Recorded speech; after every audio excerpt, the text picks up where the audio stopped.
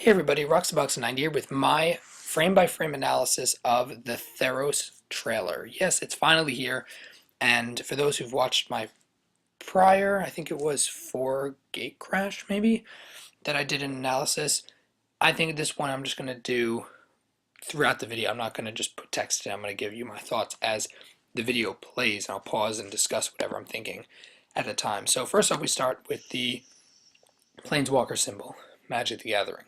Simple enough. And then we have an image of Nyx, and if you guys watch the video, you overhear Heliod speaking. Pretty awesome, epic, god voice, you know, the usual sort of thing. Very, very cool. Fade in. And then we pan down, and we get an image that turns to plain. It's probably that could be a forest or not. This is Nylea, the goddess of the hunt. She's looking pretty awesome. And then we have, I think this is Sylvan Catarid. That's the way I'm leaning towards because it's statuesque. It's part of a forest, and we already know this that Sylvan is forest-like. So maybe it's forest statue thing turning into a creature or being a creature. A lot of people were like, "Oh, that's another arbor, like you know, dryad arbor and the like." But we know that Wizards is not going to be making those sort of manlands. They're making just manlands. They're not going to be making creature lands because it's too awkward for a number of reasons. And you can read Mark Rosewater about it. He talks about it, or he has talked about it in the past. So I'm going to guess this is probably Sylvan Catrid. That's my thoughts. Then we pan over. Heliod's talking and rambling. We have Erebos looking kind of awesome, whipping his whip around. This card was just spoiled. I forget the name of it, but it's the Black Reanimate spell from the set. Looking very, very nice. And we actually just had that spoiled last night, so it's pretty cool. Then it pans over to Thassa. So Thassa, again, we've had spoiled. I presume this is going to be the final art because it's in the same video as Nylea's final art, which we know is on the card. We haven't had the art for Thassa yet, so I'm presuming this will be the card art for Thassa. And you can see the starriness of the gods, very cool. Then we have Theros, who's smashing a mountain with his hammer, because he doesn't really seem to care about anybody getting killed in what I think it could be volcanic fallout. It gives that impression of it because he's smashing with a volcano with his hammer and exploding. This is going to probably be some sort of either land destruction card or it's going to be a volcanic fallout like effect. That would be kind of cool.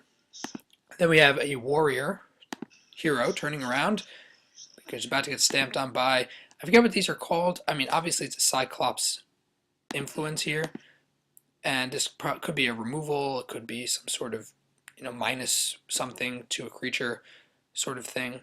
It could even be a giant growth effect, but it looks really cool. Stomping down on the hero, and then more fade to black, and Heliod appears in a flash of light because he is a drama queen. Then you see the darkness that he's talking about fading over the land. Don't really know because he says it's an enemy who hides in plain sight. So he says, the different cities have different heroes. This again was an image we already had spoiled. Don't really know who it's supposed to be. Maybe it's supposed to be Iroas. If you remember, Iroas and Mogius were the twin brothers of war. One was the honorable brother, Iroas. So maybe this is a statue to him because he's all dressed up honorably or whatever. Mogius was the god who invited chaos and bloodlust into war. So, yeah, kind of cool there. So, hordes of Minotaurs are attacking. It's a very, very chaotic situation, which again feeds into Mogius. And I'll get to why I'm talking about Mogius in a second. Minotaurs are back and killing humans. At the Philosopher's Realm, I never remember the name of the different cities, but the Philosopher area. This is basically, I'm going to guess, since Scry is back, this is Serum Visions. What everyone's saying is it's not Serum Visions because you can't have Serum Visions in the set. Serum is a Mirrodin ability, but a Mirrodin flavor. But you can just rename it. Just have, the same card but with a different name. The same posture, same glittering light in the eyes. It's very, very much a Serum Visions card. They might be playing with us and, building off of that, but I would think Serum Visions could see reprint here, and this image seems to give that there. Then we have a volcanic explosion. This is the Porphyros card. I forget what it was called, but it was a dude fighting a Porphyros pup, and it was the +1/+1 thing we spoiled a while ago. Very cool. I love how they make the fading back and forth. And then back into the city, we have a dragon. Because yes, we need dragons. So this one's kind of Chinese-esque. I don't really know, just in terms of the general feel of it. I don't really know how they're getting dragons. They're saying, oh, it's a lightning dragon, so it fits from the lightning god and such, but feels kind of awkward. Then we have a hero raising up. Heroes are across the world, so we just had this card spoiled recently. And this could be another cool card like a Phalanx. More heroes swinging and fighting. Medusa, who we already knew was going to be some form in the set. She's looking kind of awesome. And we have the warrior fighting against the Hydra, or a Hydra sort of creature. So again, Hydra's more monsters. So who could stand against them? Elspeth. And Heliod's going to take her because she is awesome.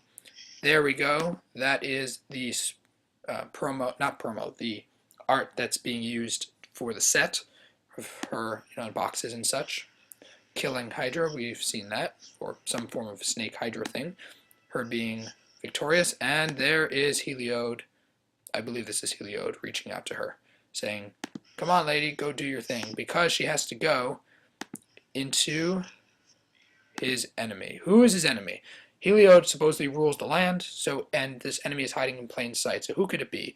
It would have to be someone who's behind the scenes and not in everyone's face, even though he's there, which means it can't be one of the 5 gods because they're pretty in everyone's faces. So given the shape here, some people were saying Nicobolus, look at the horns. Oh, please, it doesn't look like Nicobolus at all, and there's really no reason for Nicobolus to be here. Given what we've seen before, if you guys remember, we had this image come from Journey, I think, was this Journey into Nyx or Born of, I think it was Journey into Nyx.